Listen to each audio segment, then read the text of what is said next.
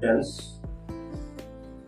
आज का हमारा टॉपिक होगा संस्कृत अनुवाद से संबंधित। आप अद्भुत, सरल, सुगम्य और सहज तरीके से अनुवाद को अभ्यास करते करते पूर्णतः अनुवाद करने में सामर्थ हो जाएंगे। तो डियर स्टूडेंट्स, हम अपने इस संबंधित विषय वस्तु को प्रारंभ करने के पहले मैं ये कहना चाहूंगा कि हमारे चैनल की सदस्यता जरूर प्राप्त करें। मैं आपको हर हालत में उपलब्धि देकर रहूंगा। चलिए हम अपने शैक्षणिक यात्रा को आगे की तरफ बढ़ा रहे हैं। राम ब्राह्मण को गाय देता है, इसका क्या अनुवाद होगा? एक सूत्र की व्याख्या है दानार्थे चतुर्थी। दानार्थे चतुर्थी, दानार्थे चतुर्थी। दान शब्दों के योग में चतुर्थी विभक्ति होती है। दान शब्दों के योग में चतुर्थी विभक्ति होती है, अर्थात जिसको दान देते हैं और सदा के लिए देते हैं, पुनः वापस लेने की मंशा नहीं होती है, पुनः वापस लेने की मंशा नहीं होती है, तो दान लेने वाले में चतुर्थी लगती है। दान लेने वाले में चतुर्थी विभक्ति होती है। तो राम ने ब्राह्मण को गाय देता है। राम शब्द का प्रथमा विभक्ति एक वचन रामः, और ब्राह्मण को गाय देता है तो पुनः ब्राह्मण से वापस नहीं लेना है, इसमें चतुर्थी विभक्ति लगेगा ब्राह्मणाय। ब्राह्मणाय। गाय को गाम, द्वितीय विभक्ति एक वचन, गाय का, गो का, गाम। ये लट लकार की क्रिया है। दाम माने देना होता है, और लट लकार में प्रथम पुरुष एक वचन में ती प्रत्यय होता है। प्रथम पुरुष एक वचन में लट लकार में तीता अंति सीता थ, तो ददाती, ददाती। राम ब्राह्मण को गाय देता है। रामः ब्राह्मणाय गाम ददाति। अब चलिए हम नेक्स्ट टॉपिक की तरफ अब आगे बढ़ रहे हैं। अगला हमारा क्या अनुवाद है वह देखा जाए।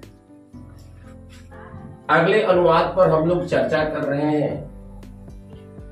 अगला हमारा अनुवाद है राम एक आंख से काना है। राम एक आंख से काना है।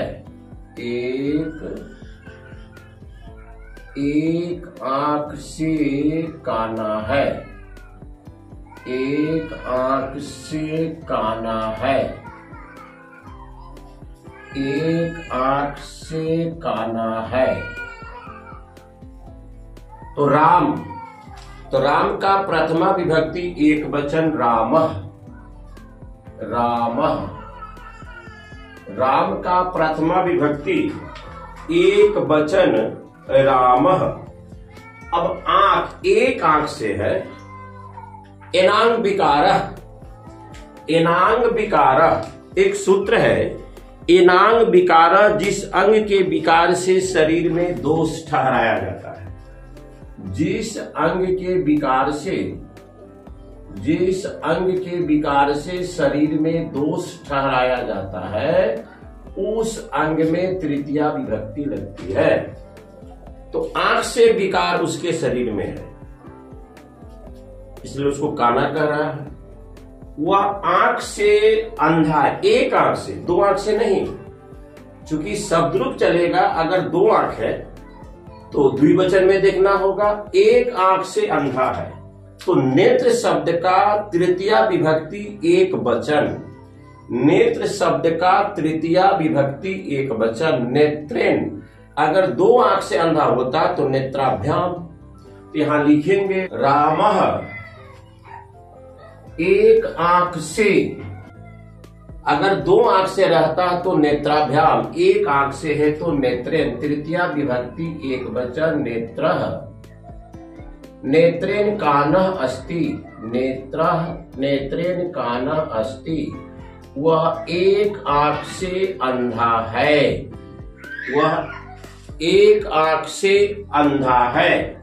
राम एक आंख से काना है, तो ये एक सूत्र होता है एनांग विकारः, जिस अंग के विकार से शरीर में दोष ठहराया जाता है उस अंग में केवल तृतीया विभक्ति होती है, इसलिए वो भी एक आंख से है, इसलिए इसमें आपको नेत्रेन लगा, एक आंख से है तो नेत्रेन लगा। अगला हमारा अब अनुवाद होगा, अगला हमारा अनुवाद होगा राम स्वभाव से सज्जन है, राम स्वभाव से सज्जन है, राम स्वभाव से, राम स्वभाव से सज्जन है, राम स्वभाव से सज्जन है। अब देखिए राम स्वभाव से सज्जन है तो राम का तो राम ही होगा, राम ने, तो राम का रामः लिख दीजिए, और उप प्रकृति संख्या नाम, जिस विशेष गुण से उसे पहचाना जाए, जिस गुण से, जिस चिन्ह से, जिस उपमा से किसी की अगर पहचान होती है तो उस गुण में, उस उपमा में, उस विशेषता में, उस गुण में, उस उपमा में, उस विशेषता में तृतीया विभक्ति होती है। वह पुस्तक से विद्यार्थी लगता है 100 पुस्तकें छात्र प्रतिभाति, वह स्वभाव से चंचल लगता है 100 स्वभावेन चंचल। तो यहां पर है स्वभाव, इसका हो जाएगा स्वभावेन, स्वभावेन, स्वभावेन, स्वभावेन चंचल, स्वभावेन सज्जन है, स्वभावेन सज्जन अस्ति, स्वभावेन सज्जन अस्ति। एक वचन में अस्ति, द्विवचन में अस्त, बहुवचन में आपका होता है संति। चलिए अब हम आगे की तरफ चल रहे हैं, अगले अनुवाद की हम चर्चा अब कर रहे हैं।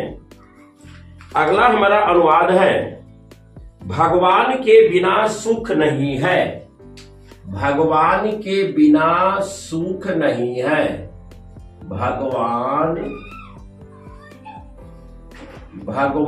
के बिना, भगवान के बिना, भगवान के बिना सुख नहीं है, भगवान के बिना सुख नहीं है, भगवान के बिना सुख नहीं है। अब चलिए हम लोग पढ़े हैं भगवान बिना अंतरेण अंतरा परिता उभयता सर्वता प्रति अनु संजोगे द्वितीया,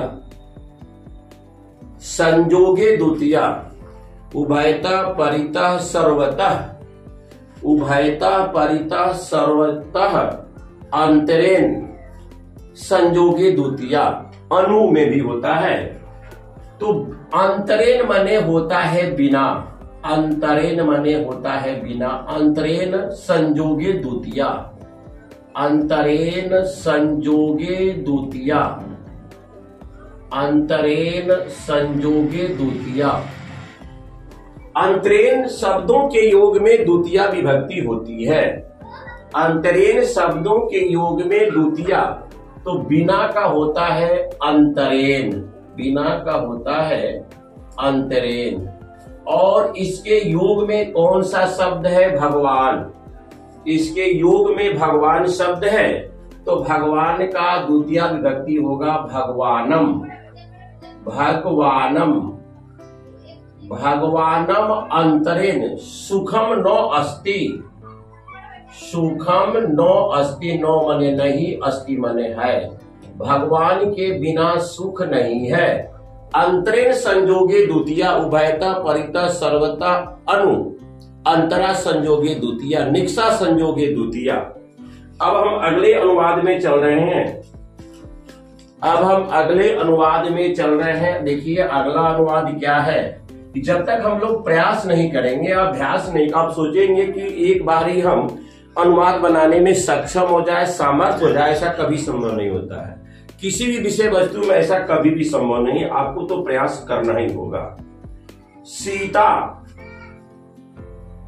सीता राम की पत्नी थी। सीता राम की पत्नी थी। सीता राम की पत्नी थी। सीता राम की पत्नी थी। सीता राम की पत्नी थी। तो सीता का आप सीता लिखिए। सीता का आप सीता लिखिए। और राम अकरांत है। राम अकरांत पुल्लिंग है और की पहचान होता है षष्ठी विभक्ति संबंध कारक, जो कि अधिकार का द्योतक है। तो अकरांत शब्द राम की चिन्ह है षष्ठी का। राम शब्द का षष्ठी विभक्ति एक वचन। राम शब्द का षष्ठी विभक्ति एक वचन रामस्य। पत्नी का होता है भार्या। पत्नी का होता है भार्या। और थी का आशिक। राम, सीता राम की पत्नी थी। अब चलिए हम अगले अनुवाद को लेकर चल रहे हैं। पैसेंस बनाए रखेंगे, पैसेंस को बनाए रखेंगे और अभ्यास तो खैर करना ही होगा। और कहा भी गया है करत करत अभ्यास के जड़मति होत सुजान, अरसरी आवत जातते सिल पर परत निशान। अब देखिए पटना का गोलघर प्रसिद्ध है। पटना का गोलघर। पटना का गोलघर।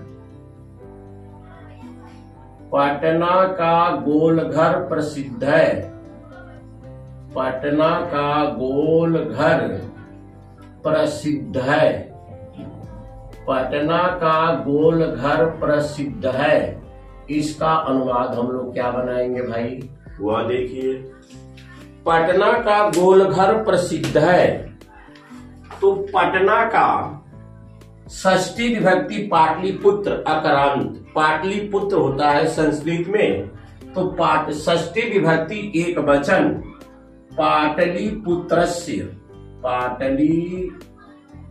पाटलिपुत्रस्य। गोलघर नपुंसक प्रतीत होता है, तो इसलिए इसमें मौ तो लगाना ही होगा। गोलगृहम। पाटलिपुत्रस्य गोलगृहम। पाटलिपुत्रस्य गोलगृहम प्रसिद्धम अस्ति। प्रसिद्धम। पटना का गोलघर प्रसिद्ध है। प्रसिद्धम अस्ति। पटना का गोलघर प्रसिद्ध है। पाटलिपुत्रस्य गोलगृहम प्रसिद्धम अस्ति। हमें व्याकरण पढ़ना चाहिए। अब अगला अनुवाद है हमें व्याकरण पढ़ना चाहिए। हमें व्याकरण पढ़ना चाहिए। हमें व्याकरण।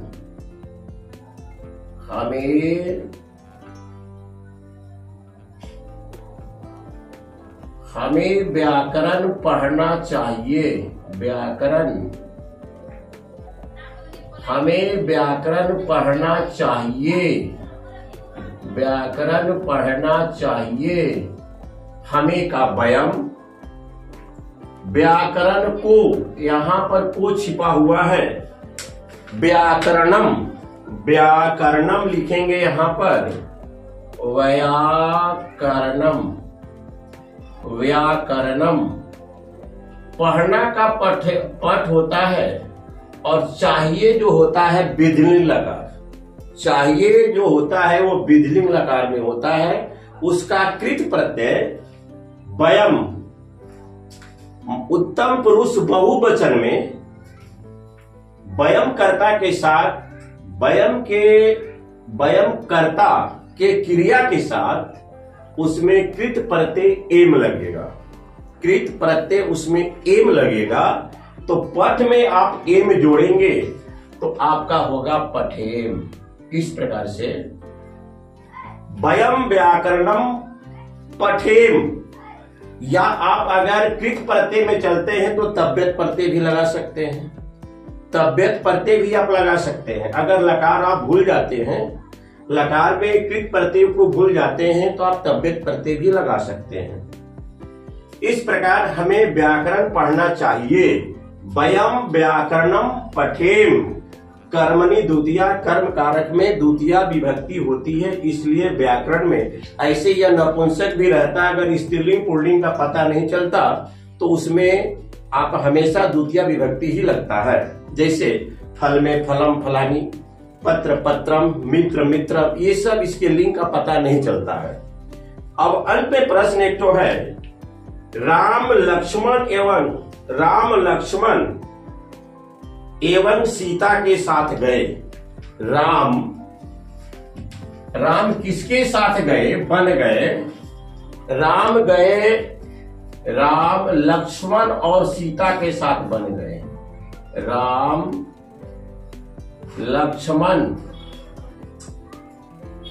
लक्ष्मण और सीता के साथ, लक्ष्मण और सीता के साथ बन गए। सीता के साथ बन गए। सीता के साथ बन गए। अब चलिए हम इसका विश्लेषण करते हैं। राम का तो रामा दे दीजिए। हम लोग पढ़े हैं सह साकम सार्धम संयोगे तृतीया।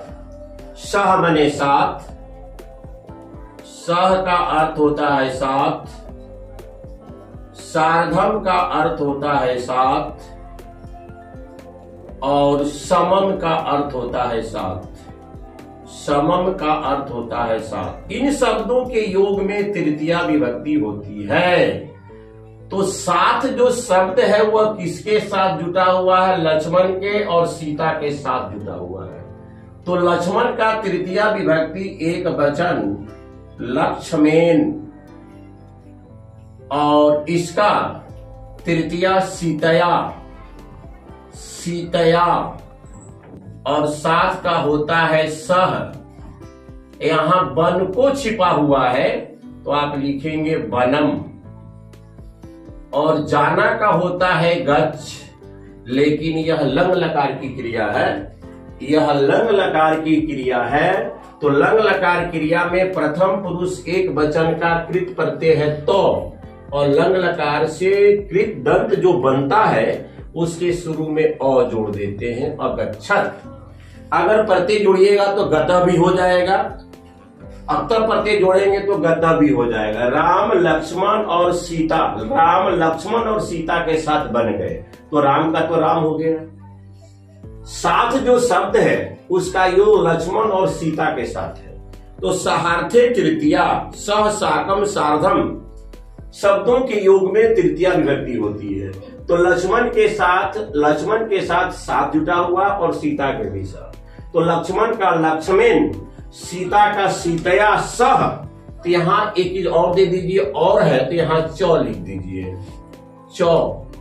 सह बनम अगच्छत। राम लक्ष्मण और सीता के साथ बन गए। इस प्रकार से डियर स्टूडेंट्स मेरा आज का टॉपिक समाप्त हुआ। और मैं पुनः अंत में एक जरूर आप लोगों से रिक्वेस्ट करूंगा कि हमारे चैनल की सदस्यता जरूर लेंगे, और मैं निश्चित रूप से एक अपार उपलब्धि आप तक जरूर पहुंचाऊंगा। Thank you very much.